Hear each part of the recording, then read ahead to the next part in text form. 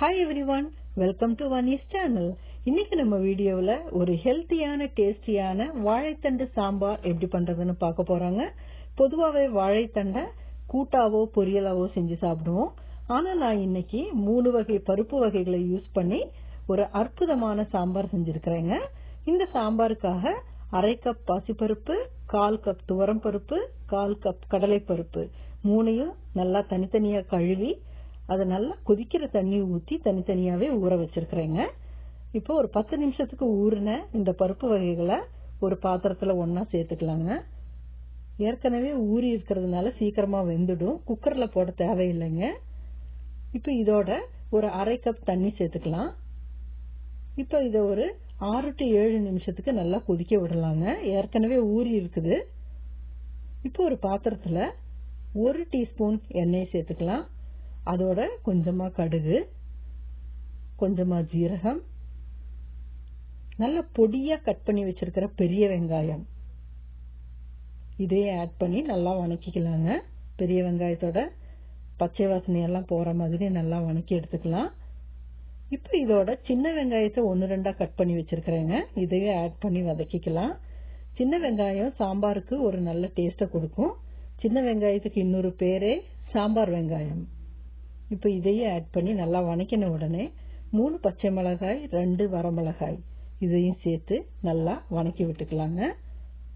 இப்போ இதோட ஒரு மீடியம் சைஸ் தக்காளி, நல்ல பழுத்த தக்காளி, அதை பொடி பொடியா கட் பண்ணி வச்சிருக்கிறேன்.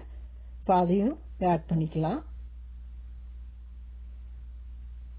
இப்போ இதையே சேர்த்து நல்லா வணக்கிக்கலாங்க.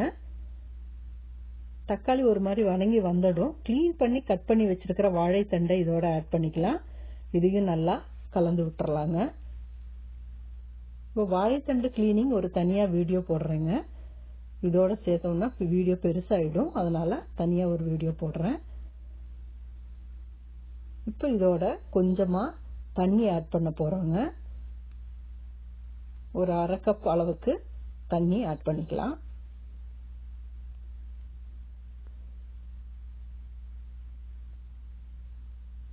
கொதிக்க ஆரம்பிச்ச உடனே பெருங்காயத்தூள் கொஞ்சம், மஞ்சள் தூள் கொஞ்சமா, தேவையான அளவு உப்பு, இது மூணையும் சேர்த்து நல்லா கலந்து விட்டுக்கலாங்க. இப்போ உப்பு, மஞ்சள் தூள், பெருங்காயத்தூள் நல்லா மிக்ஸ் ஆன உடனே இதோட வேக வச்சு வச்சிருக்கிற பருப்பு வகைகள் இருக்கு இல்லைங்களா, அதையே ஆட் பண்ணிக்கலாம். அதையும் நல்லா கலந்து விட்டுருக்கலாம். நம்ம குக்கர்ல வேக வைக்கலைங்க. குக்கர்ல வேக வச்சா ரொம்ப வெந்துரும், குழஞ்சிடும். அதனாலதான் ஊற வச்சு பாத்திரத்துல வேக வச்சிருக்கிறோம்.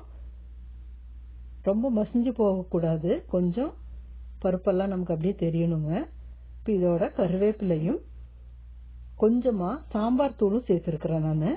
இப்போ இதையும் நல்லா கலந்து விட்டுறலாங்க. இப்போ நீங்க கூட்டு மாதிரி சாப்பிட்றதுனா சாம்பார் தூள் சேர்க்காம கூட சாப்பிடலாம். நான் சாம்பாரா பண்ணியிருக்கிறதுனால மிளகாய் தூள், அதாவது சாம்பார் தூள் சேர்த்திருக்கிறேன்.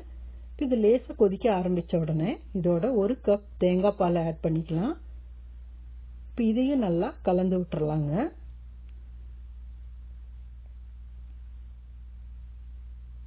இதை சப்பாத்தியோட எல்லாம் சாப்பிடலாம், தோசையோட கூட சாப்பிடலாம். ஆனா சாதத்தோட சாப்பிடும்போது ரொம்ப ரொம்ப டேஸ்டா இருக்குங்க. வாழைத்தண்டு கிளீன் பண்றது ரொம்ப ஈஸி. எல்லாரும் சொல்லும் போது அது ரொம்ப கஷ்டம், பெரிய வேலைம்பாங்க.